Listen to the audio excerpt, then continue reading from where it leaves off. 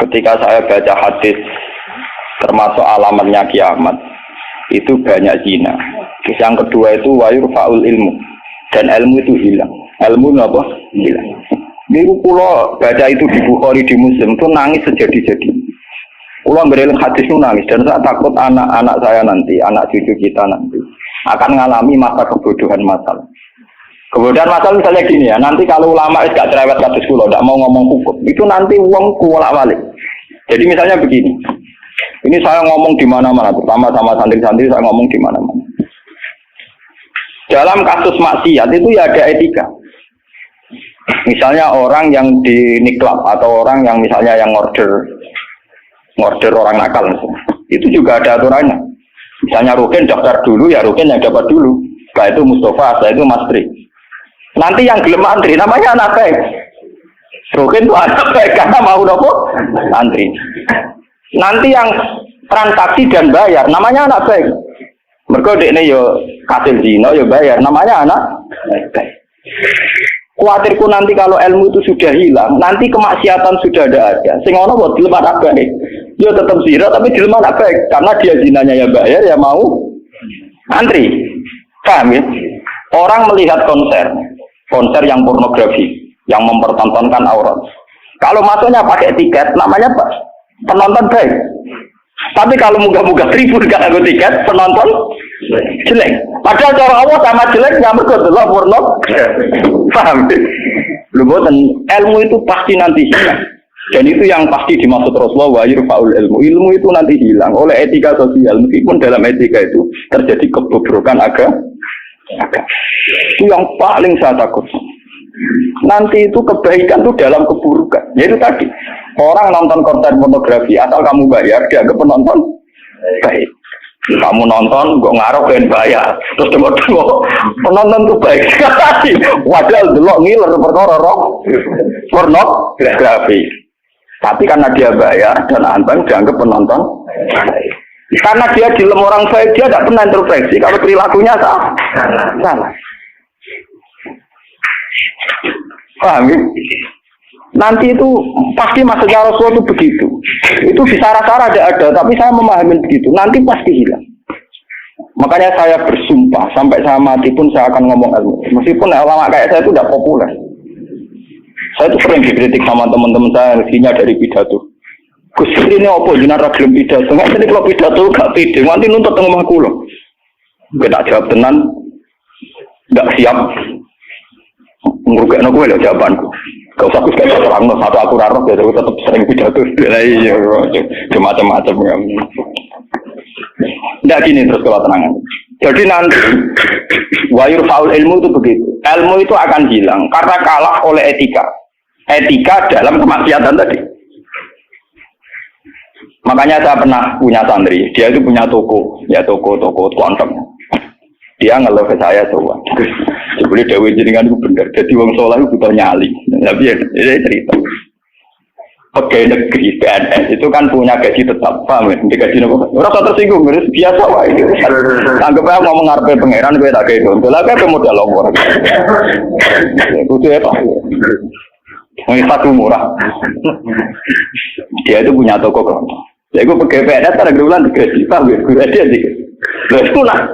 Wongnya rokan gue secara teori santri yo buka aurat jenenge rokan. Tapi tak belajar ku bayar. Jadi tak anggap pembeli yang baik. Nah contoh yo rokan kautan ketat tapi pembeli yang baik. Mergo mbak.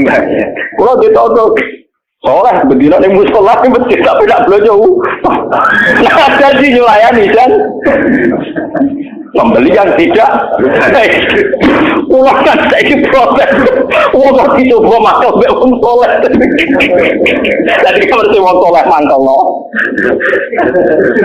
Sing wong rapati soleh.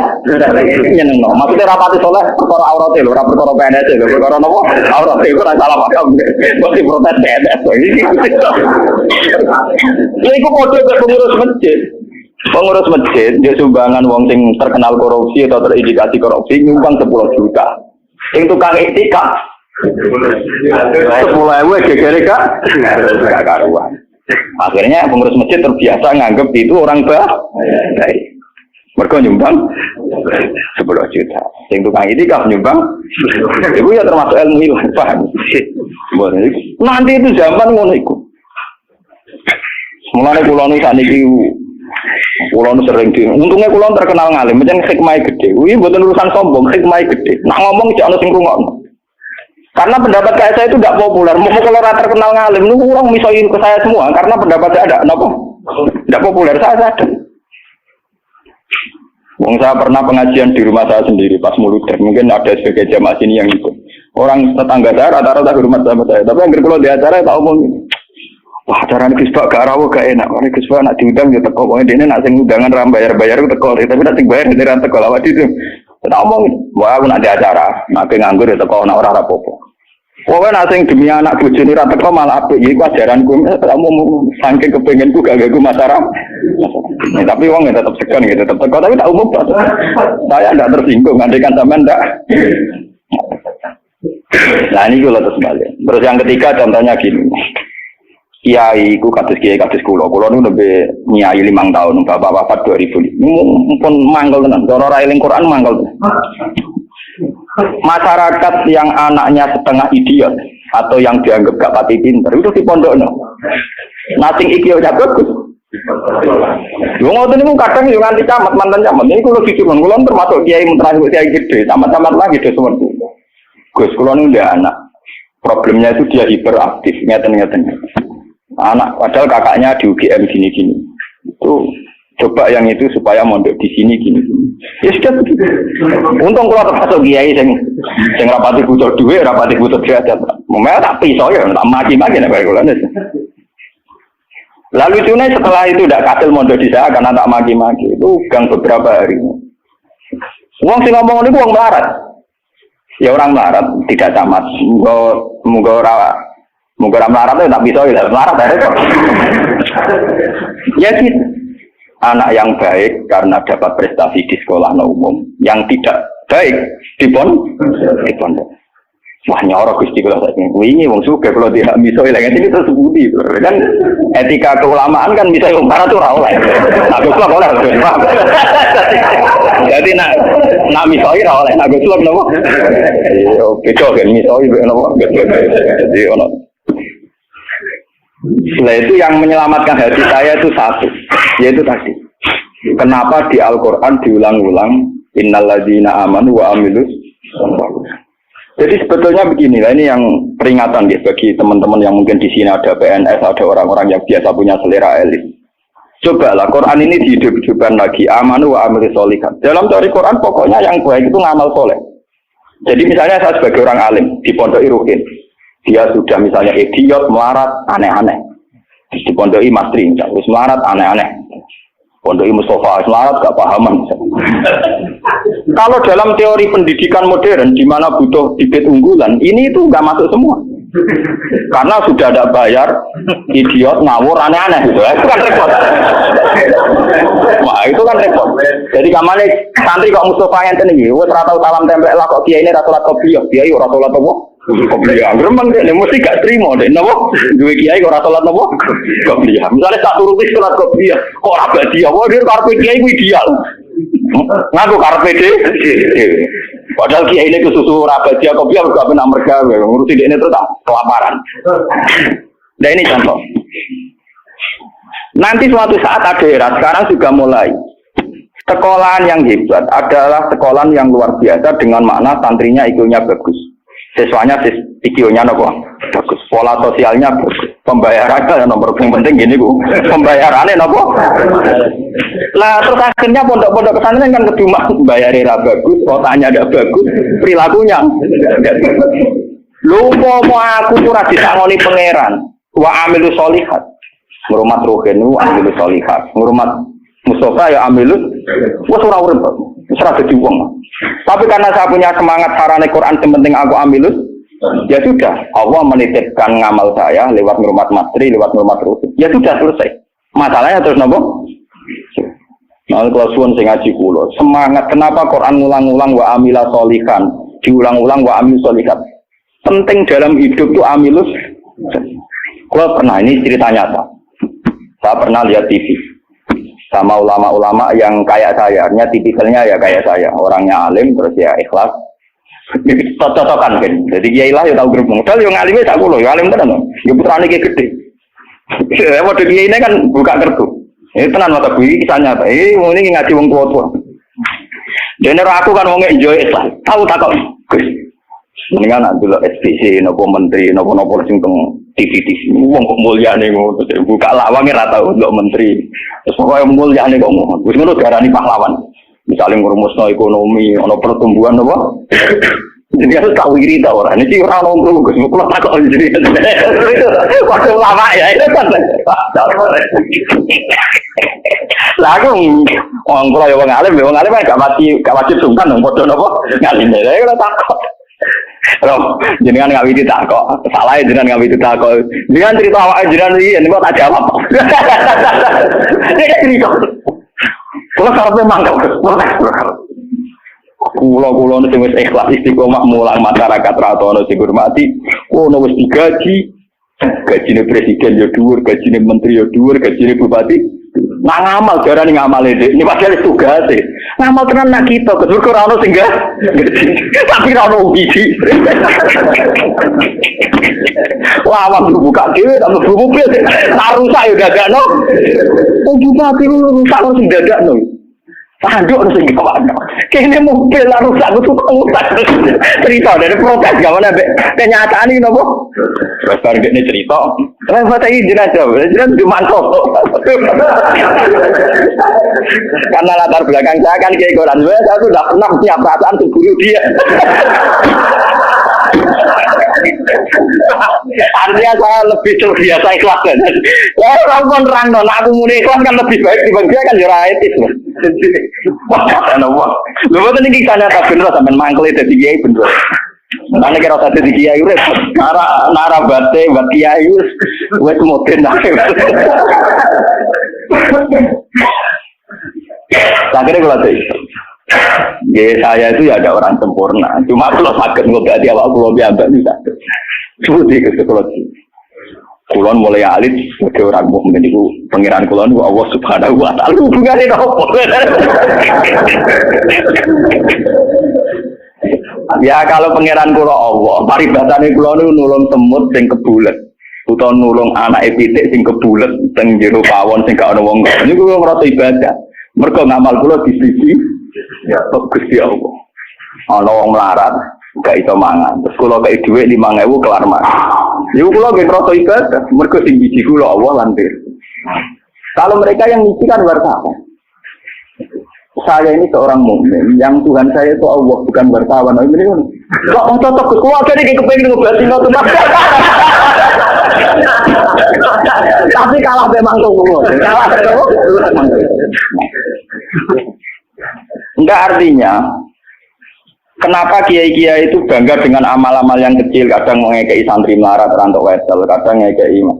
Itu karena iman sama aturan dasar, fama ya'amal mithqala dzarratin khairan yarah, wa ma ya'amal mithqala dzarratin syarran yarah. Sekecil apapun Anda amal, dinilai Allah.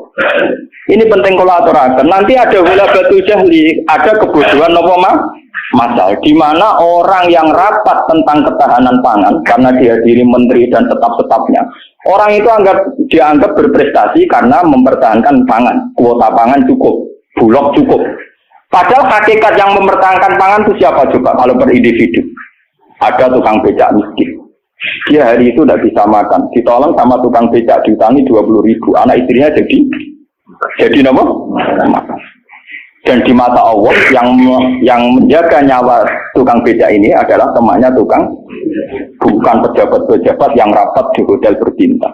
Meskipun saya ngakui fungsi mereka, tapi kalau saya disuruh ngakui fungsi mereka juga harus ngakui fungsi sosial yang dilakukan Saya pernah juga diperut, apa jenengan ada alur fungsi menteri? Lalu aku belum ngakoni kono kudu ngakoni adil, orang kau ngakoni kono ora, bang kune. Kok penak? Kalau sama-sama kita beretika, kalau saya ngakui fungsi mereka juga harus ngakui fungsi kita. Makanya saya itu kalau melihat petani di sawah, dan itu sebagian anak-anaknya mondok di saya, itu kalau saya nyeritani Pak, yang rapat-rapat ketahanan pangan di hotel-hotel itu hanya rapat ketahanan pangan. Sama sebagai petani yang tulen, Itu yang hakikat mewujudkan Sampai jangan kecil hati. Saya dan di mata Allah Andalah yang mempertahankan pangan. Karena Anda belum jadi peta. Jadi itu banyak santri-santri wali murid yang bangga dengan saya. Wah, nak ngono berarti kalau wong top, ya wong top podo menteri pertanian. Nah, ini ya kalau menteri kan lapornya sama presiden. Kalau sampean tak latih laporannya ke Allah Subhanahu. Nah ini khasnya ulama. Lah saya nanti takut tadi yurfaul ilmu. Nanti itu kalau sudah ada ulama yang kecangkeman kayak saya, nanti yurfaul ilmu. Ilmu itu hilang sehingga yang dianggap prestasi ketahanan pangan misalnya ya menteri pangan sama pejabat bu. Saya ngakui mereka berjasa, tapi kalaupun mereka berjasa kan digaji ya. Nah yang kan digaji tuh. Paham ya? Nah ini kembali ke Quran tadi. Makanya saya tetap bangga dengan Quran. Quran itu spiritnya spirit ngamal. Amilus solihat. Sama ya'mal wetkolam perrotin khairai. Nah kemudian memang ilmu ini kelihatan biasa saja. Karena ya nggak ada yang menjelaskan. Makanya kalau syukur jenengan gelem ngrungokno ngaji Quran. Saya tidak bangga karena sampai ngaji saya enggak. Biar orang itu bangga lagi dengan teori-teori Quran. Dan biasa transaksi di Allah Subhanahu wa ta'ala. Seperti saya ngaji di sini. Saya ini termasuk terkenal pintar. Beberapa kali saya diminta jadi dosen di universitas terkenal. Dan itu berkali-kali. Saya sampai sekarang belum pernah bilang iya. Dan itu Allah tahu niat saya. Ya supaya saya pilih-pilih yang Gusti. Benono kiai sing ra dosen. Jadi pokoknya mulang. Mbok prospek bora, mbok ono sing gaji bora. Tapi kan presiden saya kan jenengan. Jadi saya lapornya sama nopo. Nah, misalnya pengiran kemarin aku marah terus nganti mati. Marah kan nak dirasakan non aja dirasakan kan juga. Jadi saya sampai sekarang itu mulai dulu saya mondok itu ya melarat, tapi tidak tahu kalau rasanya melarat. Nanti saya ini cara ukuran kiai selevel saya ini melarat. Karena yang alimnya alim saya yang lebih kaya banyak sekali. Sama nih ilmu ini kalau kasih akeh, tapi nak dunia ini wakil ini pirang-pirang. Ya kue dia pidato pang-pang, pokoknya dia pantangannya pidato ini kawasan bu, ini pantangan tenang gitu kayak diundang. Lupa gue di sana gue sebagai tak desa apa wah orang sih. Ben kualat. Dusuk jadi wilayah wong alim napa? Dolim, ngomong tangga-tangga gue tak didik apik gelem ngaji sing biasa kok gue dididik nopo? Ngaji sing bermewah nopo? Oh, kan kualat nopo? Jadi ini penting kalau terangkan. Termasuk yurfaul ilmu itu deh. Nanti kalau per individu, termasuk mahasiswa, termasuk santri yang biasa lihat TV, kalau per individu hanya mengapresiasi pejabat-pejabat, misalnya ketahanan pangan, daripada mengapresiasi tonggone sing ngutangi dan itu menjaga nopo itu akan bahaya bagi kelangsungan iman, ya, karena orang tidak biasa transaksi dengan Allah Subhanahu wa ta'ala. Padahal dalam kitab-kitab diterangkan betapa banyak orang jadi wali hanya berdasarnya keimanan wong siji wong loro tanpa rapat-rapat yang disorot media nopo. Sama tak cerita nih, saya pernah cerita di sini. Ono wong maju di sini sugih ra karuan, wis sugih ro, dia anak wayu. Bareng dia anak ayu karena dia maju tidak beragama mikir. Dia bocah ayu ngene kok tak tokno rugen pintu tapi wong cilik tak rumah aku kok gede-gede dirasakno rugen. Mikir. Walhasil dia mutusno dirabi dhewe, napa? Karena dia maju. Bareng malam pengantin, tiap apa ngeloni, niku ditotok dia. Tok. Terus metu udah nih, mau wong ganggu bulan madu kan mantul, mau nopo? Kulo niku gak situ, balik meneh. Coba ublek. Terus kan apa? Lampu cilik lho. Cender apa? Cender sama gongo kan ya. Iya lho, cender. Oh, cender orang bahasa Rembang lho. Apa liar cender? Oh. Cender kalau cender. Tapi mirip. Nah salah ucap repot. Ublek orang nyerempet kok keteringan kelapatan cender. Aduh kan rawani bakat tak cender pasti kena. Ublek netral. Agar diparani melaju itu sampai 3 kali. Sekarang 3 kali ngerti parani itu dia diparani kan tidak omah. Ternyata dia itu seorang janda sehingga anak itu kelaparan. Anaknya kelaparan, dia ditanya kenapa kamu ke rumah saya nak tak kerja kok melaju, terus dia cerita. Pak Majusi, saya ini punya anak kelaparan semua, ingin makan.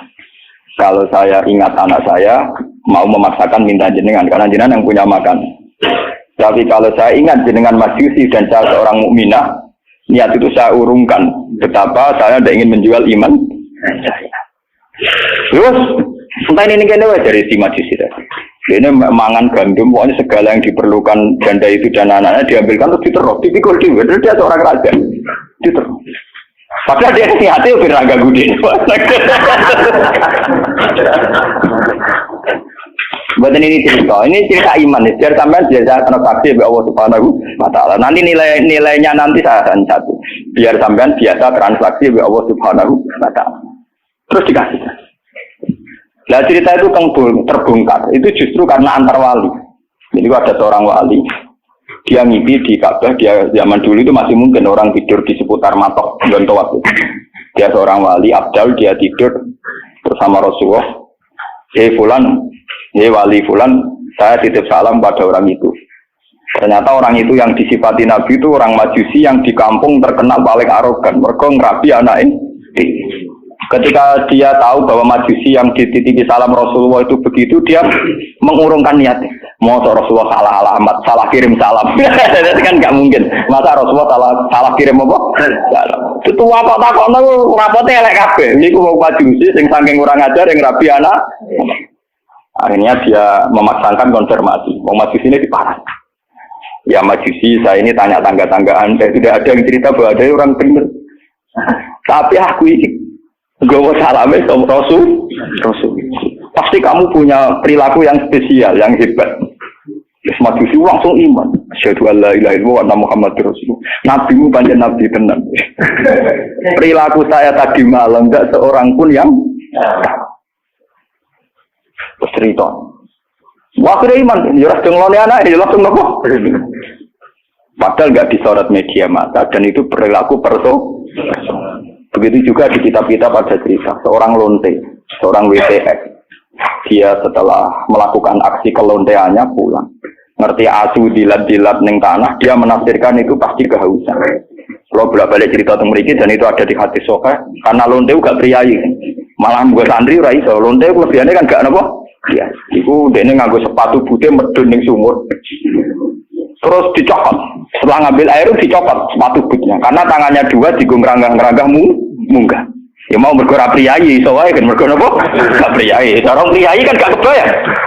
Orang priayi jarian dia oleh munggah-munggah. Lalu ini cerita tentang hadis sahih. Setelah diminumkan anjing itu, Allah syukur sekali karena ada makhluknya yang diselamatkan di lonte itu dan diparingi tobat jadi orang. Lu apa susahnya sih kayak jenengan saya, Mas Ruben semua. Coba kita ini kan sering menyelamatkan nyawa, paling tidak anak kita kelaparan kita berikan susu, istri kita kelaparan kita berikan nasi. Kita ini berkali-kali menyelamatkan nyawa, tapi kita tidak pernah bangga, karena kita nunggu bangga kalau kayak menteri, kayak presiden. Lalu iman kamu di mana? Lalu posisinya Allah yang nilai kamu? Kita ini mukmin yang geblek, paham? Mukmin yang bodoh. Malah nih TV juga keseringan. Bener cocokan kalau bagi ini cocokan antara orang alim pak. Lu buat nanti yang namun kalau bagi mau cara tak cerita ya mangkel tapi kan ada sebut ini tapi dia ini tetap ngakau nih. Mati man kesenangan ngalim macam nanti nih jenengan apa? Obat ini subuh kan adik apa? Dia baru sadar. Ya makanya saya ini kalau baca wahyu tadi termasuk wahyu faul. Orang yang kadang bergelar-gelar yang hebat. Kadang masih melakukan kebodohan dalam imannya, yaitu nganggap prestasi yang kayak presiden, kayak menteri. Sementara penyelamat-penyelamat nyawa yang lewat aksi-aksi personal tidak gini. Quran itu dawuh Allah Subhanahu wa Ta'ala. Allah sing duwe langit, duwe bumi, wae ngangge tarif miskola dzarrah. Tarife pangeran mau miskola sekecil apapun amal Anda, tak miskola tetap tak hitung jare. Kenapa kita manusia sombong? Ngitung amal tuh yang disorot. Ngitung prestasi itu yang diakui publik. Kita ini jadi mukmin yang bodoh. Mulane kira awali aku percaya santai no wiridan. Awali ketok tangan. Karena iman kamu itu iman yang bodoh. Mulane tobat, penting ngaji tobat. Napa? Tobat. Makanya nanti ya karena saya tidak bisa mimpin salat tasbih 1 Muharram. Nanti saya mimpin salat tasbih di sini setelah maghrib. Mungkin asing agak akhir karena ya pokoknya begitu kan. Saya itu bukan ingin apa, wiling-wilingan ya. Kalau ciri utama ulama itu mengingatkan akhirat, mengingatkan eksistensi Allah Subhanahu. Sama Rasul Firman Pulau kalau bolak-balik haram zaman bertamu dengan Pulau teng Kembang Loka. Gama Pulau Bojonegoro nggak bojon susu. Terus aku bagus banget, terus sowan malah tambah dosa, mesti haram no. Bingung. Negara ngaji pun kalau nak hadir Bojonegoro salaman diulah oleh kalau kan wongnya lucu. Kenapa salam diulah oleh? Lah anak bojo ya tenang, tuan mumpung ketika nomor itu cangkemmu. Dari mumpung ketika nomor itu yo cangkemmu. Oh santri elek. Elek lapis mending kabeh salaman. Repot. Nah ini penting kalau aturakan. Jadi sebetulnya masalah utama manusia itu sejauh mana? Masalah iman ya. Sejauh mana kita sering kontrak ambil Allah Subhanahu. Nah ini juga yang dilakukan Rasulullah. Ketika ada sahabatnya yang sudah pinter, karena tidak meminta beliau urusan dunia, ya tidak minta beliau urusan apa? Dunia. Nabi hanya minta fa'inni ala nafsika bikasrotis. Aku jaluk tulung kue. Yang penting kue sujudem ya sering. Jadi kamu Nabi kamu gue jangan jaluk tafakur kok, tapi kue dewe ora tahu sujud. Nah gue ora tahu sujud itu artinya ora tahu transaksi be Allah Subhanahu wa taala. Gue ora tahu ta'alluq, ora tahu gandrung ning gone Allah Subhanahu wa taala. Makanya nanti saya sholat tasbih sebagai simbol saya paling ndak pulau jenengan kan jenengan nggih sudah jauh-jauh datang di makhluk ora matur nuwun ya ada kulong itu paham. Jadi kadang wonten kadang kula ceritani sing ngaji dinan waktu itu di gunung itu ben aku teperan matur nuwun ada aku wong Rembang. Tetep ada napa? Ya, lha sampeyan ora ada gede tetep ada kula. Tetep napa? Sangkem nek elek gunung itu kok adu Rembang. Paham napa? Jadi tetap menang kula cara ganjaran tetep kata kula. Nah, sentek ngambek cara dihitung ora bandingan. Paling sampean dihitung mergo tawadhu. Artinya ngerasa bodoh terus ngaji ya dihitung apik. Dihitung apa? Kula baleni malih. Saya baca hadis itu nangis. Jadi wayur faul ilmu. Ilmu dilanggar termasuk ilmu prestasi tadi. Kenapa kalau yang melakukan seorang presiden, seorang menteri itu menjadi prestasi yang luar biasa. Kita yang berkali-kali melakukan prestasi penyelamatan nyawa, orang rasa duwe napa? Prestasi. Akhirnya syukur kita sama Allah Ta'ala kurang hanya karena merasa tidak punya prestasi. Padahal kita punya prestasi berkali-kali. Oh sama tak cerita ini ben iman teman. Rasulullah nak dawuh itu detail sekali sampai ngendikan kowe iku nggawa kayu ke hutan terus kamu jual di pasar. Setelah kamu jual di pasar kamu kasihkan ke ibu kamu, ke anak kamu dan menjadikan mereka hidup. Itu sudah sedekah yang luar biasa. Sampai Nabi nyontono hatta matat ala fi simroatika. Jika yang kamu bikin untuk mulut istri kamu, matat ala fi sim. Ini wonten cerita. Nabi Musa pernah tanya sama Allah, ya Allah, saya ini kalau di surga sama siapa? Itu dia pemuda, wongnya dempal kaya Rukin, kasih wong melarat kan apa dempal. Tukang golek kayu kan. Dan ini Rukin alhamdulillah iso nglakoni. Jadi tukang ukir kayu tapi ra golek napa? Ternyata anak itu duit cara mriki untuk duit 20.000. Itu yang karena orang Arab itu melaratlah pakanane roti, Pak. Butuh orang Arab lain melaratlah pakanane napa? Roti daging. Jadi orang Arab itu roti yang unsurnya itu tengahnya tiga daging. Ini gitu ana roti. Yang separuh dipangan dia, yang separuh digantung. Digantung teng guwa karena ibunya sudah lumpuh. Kalau dia pulang disuapin. Kalau dia sedang kerja, ibunya mudah meraih karena digantung di dekat nopo itu. Jadi dia gitu saja. Dan itu sudah menjadi layak dia setingkat Nabi Musa nanti di surga. Jadi Nabi Musa, wong itu kan Nabi Musa normal sana kan ya kayak dene kiai, mesti salate cukup biasa dia. Pokoknya dia kan foto ning ngedok. Oh ternyata enggak gitu, mau bakul ning pasar mulai ya gitu aja. Takone ke pengeran. Nah karena apa tuh? Yo krono iku. Kau takok krono apa? Yo krono paham kan? Jadi kayak keliwat. Ibu misalnya tuh. Jadi ini kesempatan. Makanya saya ini sering cerita ke kiai-kiai. Jangan kira saya boyong tuh karena pondok saya enggak. Saya boyong tuh enggak karena pondok saya. Ora ono hadis ya. Wong boyong demi pondok ora ono hadis. Karena demi ibu saya. Karena ibu saya masih hidup dan beliau masih membutuhkan saya.